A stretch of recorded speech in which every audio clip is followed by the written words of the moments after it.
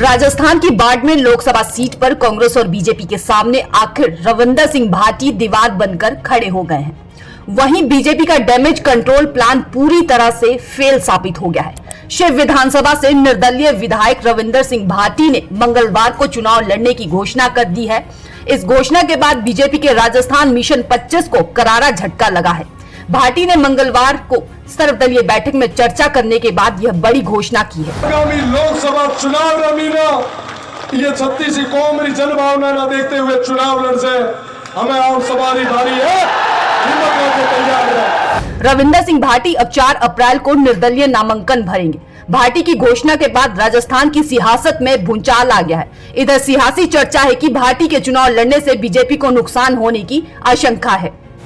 भाटी ने भांप लिया जीत होगी सुनिश्चित। अति उत्साहित भाटी का फैसला क्या सही होगा? बाड़मेर में मोदी लहर को रोक पाएंगे भाटी? जनता के आशीर्वाद के साथ राजनीति की समझ भी जरूरी। लेकिन बड़ी बात यह है कि आखिर पहली बार विधायक बने भाटी इतने कॉन्फिडेंट क्यों हैं? अगर इसको 1 या 2 कारणों से समझे तो भाटी को विधानसभा चुनाव में जनता ने अच्छे मतों से जिताया। वहीं दूसरा, उनको यह लग रहा है कि जहां बीजेपी विधानसभा चुनाव में यहां चौथे नंबर पर खिसक गई तो कांग्रेस का सवाल ही नहीं उठता है कि वो उन्हें लोकसभा चुनाव में टक्कर देगी।